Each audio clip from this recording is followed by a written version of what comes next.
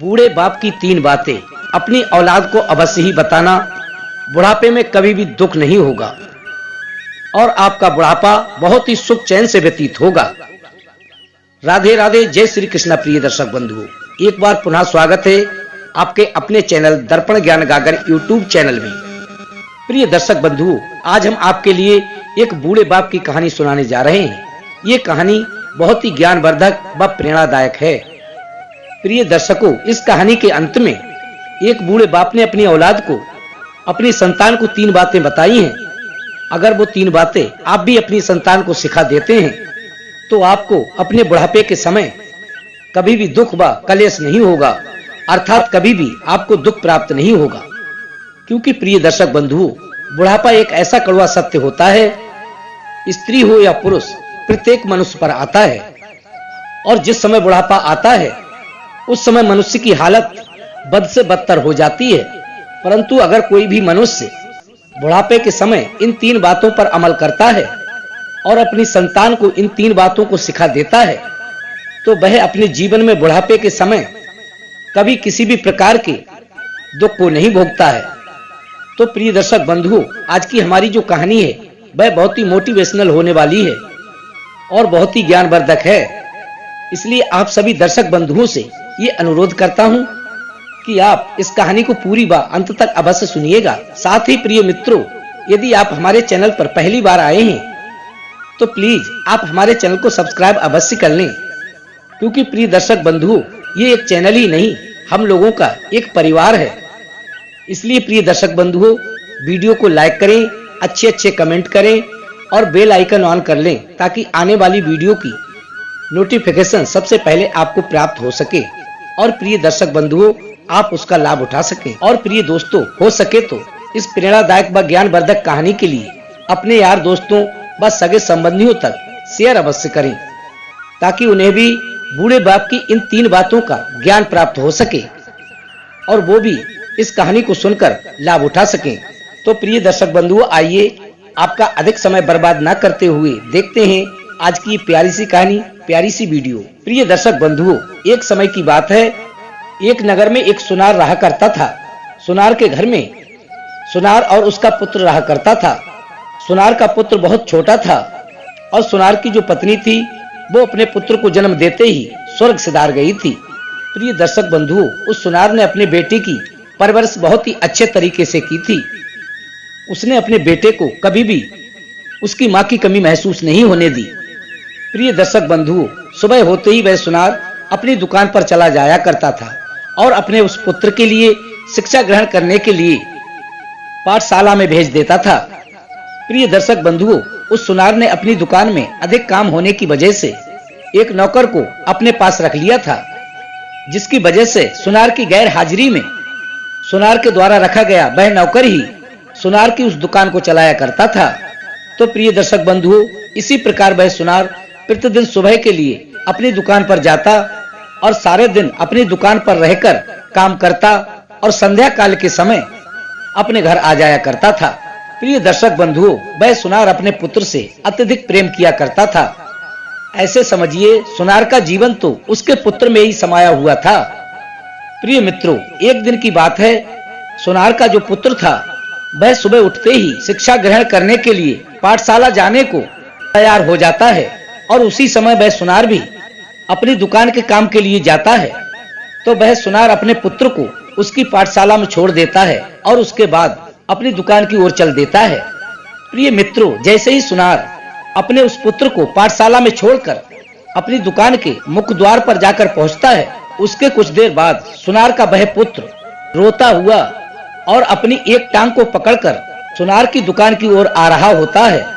और वह सुनार जैसे ही अपने बेटे की रोने की आवाज को सुनता है तो वह सुनार घबरा जाता है और जैसे ही अपने पुत्र को देखता है तो वह सुनार थर-थर कांपने लगता है और अपने बेटे की ओर दौड़ लगा देता है और अपने पुत्र से बिना कुछ पूछे ही उसे उठाकर अपने नगर के एक प्रसिद्ध राजवैद्य के यहाँ ले जाता है। क्योंकि प्रिय बंधुओं, वह सुनार अपने पुत्र से इतना प्रेम किया करता था, इसीलिए उसने ना अपने पुत्र से पूछा और ना ही सोच विचार किया और अपने पुत्र को उठाकर सीधे राजवैद्य के पास पहुंच गया और उस राजवैद्य के पास जाकर वह सुनार राजवैद्य से कहता है कि हे वैद्य जी, मेरे पुत्र को बहुत चोट आई है और मेरे पुत्र का बहुत सारा खून बह चुका है, तो मेरी आपसे ये विनती है कि आप जल्द से जल्द मेरे इस पुत्र को जल्दी से जल्दी औषधि देकर स्वस्थ कर दें और इसके पैर से जो लहू बह रहा है इसको औषधि के माध्यम से रोक दो। प्रिय मित्रों, उसके बाद वह सुनार उस वैद्य के कक्ष के बाहर बैठ जाता है। वह वैद्य उस सुनार के पुत्र को अंदर ले जाकर उसका इलाज करने लगता है। जब कुछ समय पश्चात वह वैद्य अपने कक्ष से बाहर निकलता है तो सुनार से कहता है कि हे सुनार जी, आपके पुत्र को बहुत गहरी चोट आई है जिसकी वजह से इसका खून नहीं रुक पा रहा है, परंतु आप घबराइए नहीं, मैं जल्द से जल्द इसका इलाज करके इसका खून रोकने की कोशिश अवश्य करूंगा, क्योंकि आज तक हमारे इस दवाखाने से कोई भी मनुष्य लाइलाज नहीं हुआ है। तो मैं ये गारंटी लेता हूँ कि आपके पुत्र को 100% ठीक कर दूंगा। और वह सुनार वैद्य जी से कहता है कि हे वैद्य जी, आप चिंता ना करें, आपको जितना भी धन चाहिए, दौलत चाहिए, वो मैं आपको दूंगा, लेकिन आप मेरे पुत्र को स्वस्थ कर दीजिए, उसका खून बहना रोक दीजिए, क्योंकि मैं अपने पुत्र से अत्यधिक प्रेम करता हूँ, उसके बिना मैं जीवित नहीं रह सकता और मेरे हृदय में धन से अधिक महत्व मेरे पुत्र का है। इसलिए मैं आपसे विनती करता हूँ कि आप मेरे पुत्र को जल्द से जल्द ठीक कर दें। प्रिय दर्शक बंधुओं, ये बात सुनकर वो वैद्य जी फिर से उस कक्ष के अंदर जाते हैं और कक्ष के अंदर जाने के बाद वो फिर से उस सुनार के पुत्र का इलाज करने लगते हैं। और काफी देर बाद जब वह वैद्य जी उस कक्ष से बाहर आते हैं और उस सुनार से कहते हैं कि हे सेठ जी, अब खतरे की कोई बात नहीं है, आपका पुत्र पूरी तरह से स्वस्थ है। अब मैंने आपके पुत्र के पैर से जो खून बह रहा था उसको रोक दिया है और अब वह बिल्कुल ठीक है और अब वह कुछ दिन इलाज होने के बाद बिल्कुल स्वस्थ हो जाएगा। इसलिए अब आपको चिंता करने की कोई भी आवश्यकता नहीं है। प्रिय दर्शक बंधुओं, फिर उसके बाद में उस राजवैद्य के मुख से ये बात सुनते ही सुनार की जान में जान आ जाती है और वह प्रसन्न होकर हंसने लगता है और उस सुनार की आंखों से खुशी के आंसू बहने लगते हैं। प्रिय दर्शक बंधुओं, उसके बाद वह सुनार अपनी जान से अधिक प्यार करने वाले अपने पुत्र को अपनी गोद में उठाकर अपने कलेजे से लगा लेता है और उसको लेकर अपने घर की ओर चला जाता है। और उसके बाद प्रिय मित्रों, वह सुनार अपने पुत्र को बिल्कुल भी अकेला नहीं छोड़ता है और पूरी जी जान से उसकी देखभाल करता है। इस प्रकार प्रिय दर्शक बंधुओं, कई महीने तक उसका इलाज चलता है, परंतु कई महीने तक इलाज चलने के बाद सुनार का वह पुत्र पूरी तरह से स्वस्थ हो जाता है और वह फिर से अपनी पाठशाला जाने लगता है। प्रिय दर्शकों, जैसे ही वह सुनार का पुत्र शिक्षा ग्रहण करने के लिए फिर से पाठशाला जाने लगता है तो वह सुनार अपने पुत्र की ओर से बिल्कुल चिंता मुक्त हो जाता है और वह भी पहले की तरह अपनी दुकान पर जाने लगता है। प्रिय दर्शक बंधुओं, देखते ही देखते वह सुनार का पुत्र धीरे धीरे अब बड़ा हो जाता है और जो सुनार की सोने चांदी की दुकान थी वो धीरे धीरे एक दुकान से कारखाने में परिवर्तित हो जाती है और फिर कुछ ही समय बाद सुनार का वह पुत्र जवान हो जाता है और वह सुनार धीरे धीरे बूढ़ा होने लगता है। प्रिय दर्शक बंधुओं, अब सुनार के मन में एक विचार आने लगता है कि अब मेरा पुत्र पूर्ण रूप से जवान हो चुका है, तो क्यों ना मैं उसके लिए एक सुंदर सी बहू ढूंढूं और उसका विवाह कर दूं, ताकि जीवन भर वह मेरे पुत्र का भली प्रकार से ध्यान रख सके। प्रिय मित्रों, ये सब सोचकर वह बूढ़ा सुनार अपने पुत्र के लिए एक अच्छा रिश्ता ढूंढने लगता है और काफी खोजबीन करने के बाद उस सुनार को अपने पुत्र के लिए एक अच्छा रिश्ता मिल ही जाता है और फिर एक अच्छा मुहूर्त देखकर वह सुनार अपने पुत्र का उस लड़की के साथ विवाह करवा देता है और विवाह होने के बाद वह सुनार अपनी दुकान की बागडोर अपने बेटे के हाथ में सौंप देता है, अर्थात अपने कारखाने का भार अपने बेटे के हाथ में सौंप देता है और कहता है कि हे पुत्र, अब मैं बूढ़ा हो चुका हूँ, इसलिए ये जिम्मेदारी संभालने की और भागदौड़ करने की अब मेरे शरीर में शक्ति नहीं रही है जो कि मैं इतनी जिम्मेदारी वाला और भागदौड़ वाला कार्य कर सकूं। इसलिए हे पुत्र, आज से मैं इस पूरे घर का भार और पूरी दुकान का कार्यभार तुम्हारे ऊपर सौंपता हूँ। प्रिय दर्शकों, इस प्रकार कहकर वह सुनार अपने पुत्र को पूरी जानकारी देने लगता है और व्यापार की पूरी जानकारी देने के बाद वह उसको पूरी जिम्मेदारी सौंप देता है। परंतु उसके बाद देखते ही देखते कई वर्ष बीत जाते हैं। और प्रिय दर्शक बंधुओं, एक दिन की बात है जब बूढ़ा सुनार अचानक बीमार हो जाता है और बीमार होने के कारण वह पूरी तरह से बहुत कमजोर हो जाता है। उसे बीमार पड़े 3 दिन हो जाते हैं, लेकिन उस सुनार का पुत्र अपने काम काज में इतना व्यस्त रहता है कि वह अपने पिता का बिल्कुल भी ध्यान नहीं रख पाता है। प्रिय दर्शक बंधुओं, एक दिन उस सुनार का पुत्र शाम के समय जब घर वापस आता है तो वह सुनार अपने पुत्र से कहता है कि हे पुत्र, मेरी तबीयत बहुत खराब है और तुम मुझे एक अच्छे से वैद्य के पास ले जाकर मेरा इलाज कराओ ताकि मैं स्वस्थ हो सकूं। प्रिय दर्शकों, उसके बाद में सुनार का वह पुत्र अपने बूढ़े पिता सुनार को लेकर उसी वैद्य के पास जाता है जिस वैद्य के पास सुनार बचपन में अपने पुत्र को लेकर गया था। प्रिय मित्रों, वहां पर जाते ही वह वैद्य उस सुनार को पहचान जाता है और सुनार के उस पुत्र को भी पहचान लेता है और वो वैद्य जी उस सुनार को अपने कक्ष में ले जाते हैं और उसका इलाज करने लगते हैं। प्रिय मित्रों, कुछ क्षण बाद जैसे ही वो वैद्य जी अपने कक्ष से बाहर निकलते हैं तो वो सुनार का पुत्र वैद्य जी से कहता है कि हे वैद्य जी, आप मुझे बताइए कि आखिर पिताजी की तबीयत कैसी है। तो प्रिय मित्रों, उसके बाद में वह वैद्य सुनार के पुत्र से कहता है कि हे बेटा, तुम्हारे पिताजी की तबीयत अत्यंत खराब है, कम से कम 3-4 दिन इनको यहीं पर रखकर इनका इलाज करना होगा और लगातार 3-4 दिन इलाज करने के बाद ही ये स्वस्थ हो पाएंगे। प्रिय दर्शक बंधुओं, जैसे ही ये बात वो सुनार का लड़का सुनता है तो वह सुनार का पुत्र भड़क जाता है कि नहीं वैद्य जी, तुम्हें मेरे पिताजी को यहाँ पर भर्ती करने की कोई भी आवश्यकता नहीं है। तुम तो केवल कुछ गोलियां दे दो, उसके बाद ये गोलियां खाने के बाद अपने आप ही स्वस्थ हो जाएंगे और वो गोलियां खाने के बाद ये स्वयं ही ठीक हो जाएंगे। प्रिय मित्रों, इसके बाद वो वैद्य जी उस सुनार के पुत्र को बहुत ही ठीक प्रकार से समझाते हैं कि बेटा, ये बीमारी ऐसी नहीं है जो कि गोलियों से ठीक हो जाए, इनका यहाँ रखकर लगातार इलाज होगा तभी ये ठीक हो पाएंगे। लेकिन वह सुनार का पुत्र उन वैद्य जी की कोई भी बात नहीं मानता है। वो अपनी जिद पर अड़ा रहता है और कहता है, नहीं वैद्य जी, आप मेरे पिताजी को ऐसे ही गोलियां दे दो और वे उन गोलियों को खाने के बाद स्वयं ही ठीक हो जाएंगे। उन्हें 3-4 दिन यहाँ रखकर मैं उनका इलाज नहीं करवा सकता हूँ, लेकिन यहाँ रहने के लिए मेरे पास टाइम नहीं है और ना ही मेरे पास इतना फिजूल पैसा है जो कि इनके पीछे यहाँ रख के खर्च करूँ।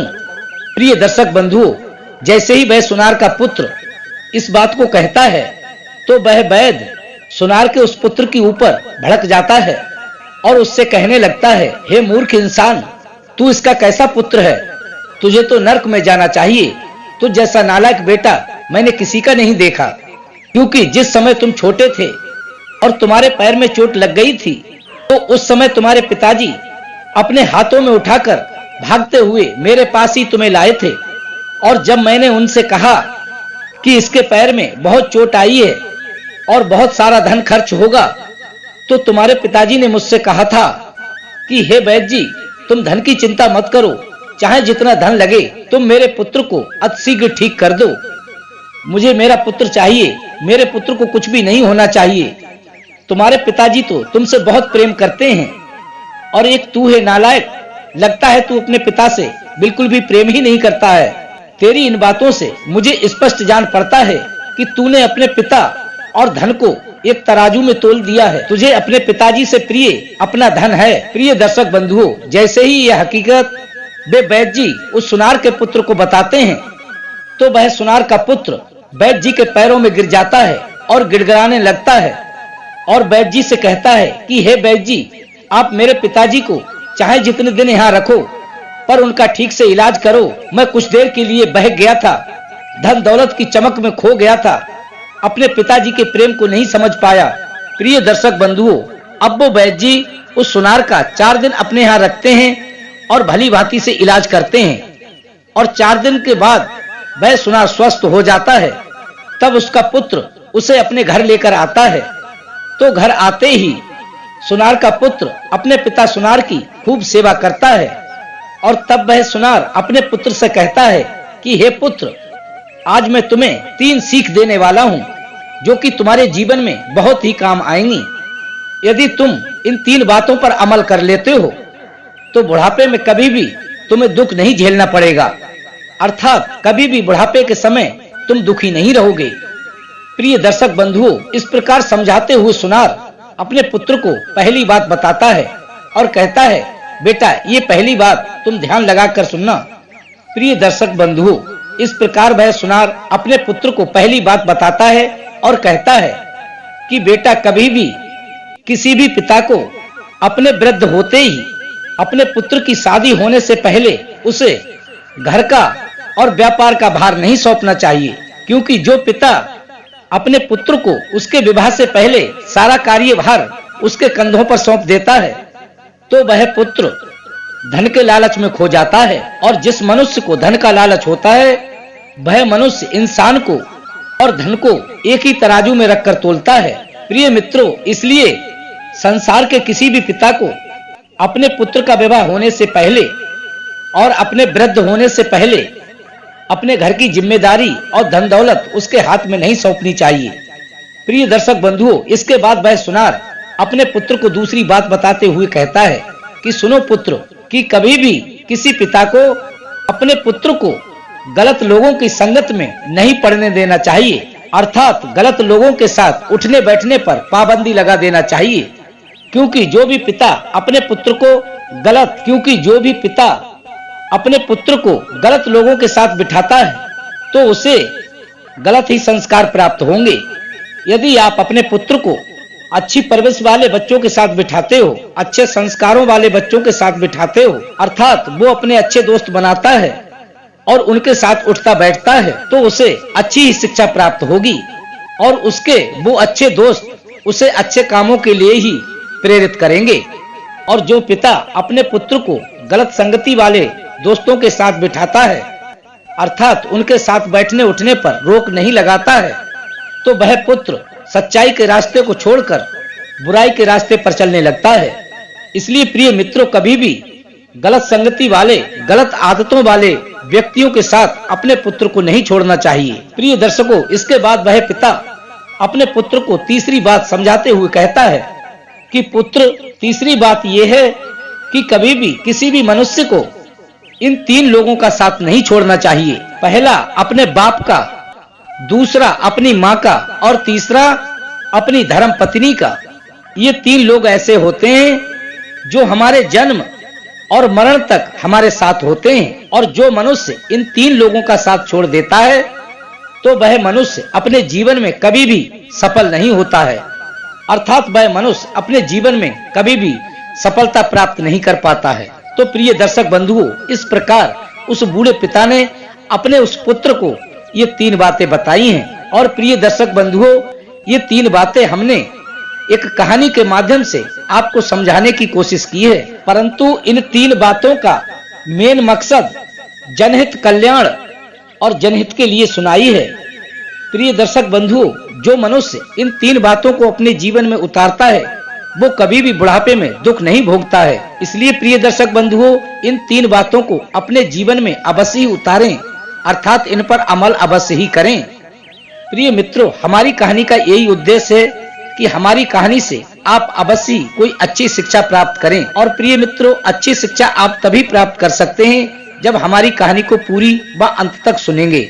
इसलिए प्रिय दर्शक बंधुओं, इन 3 बातों को अपनी संतानों को अवश्य ही सिखाएं। और प्रिय दर्शक बंधुओं, अपने माता पिता की सेवा अवश्य ही करना, उनको कभी भी किसी भी प्रकार का दुख मत देना, क्योंकि वो अपने बच्चों को पालने में बहुत परेशानियां उठाते हैं तो जाकर के उनके बच्चे लायक बनते हैं। और प्रिय दर्शक बंधुओं, कुछ बच्चे तो लायक होने के बाद भी नालायक निकल जाते हैं, तो ऐसे बच्चों से हमेशा दूर रहें, तभी आपका कल्याण है, अन्यथा कल्याण होने वाला नहीं है।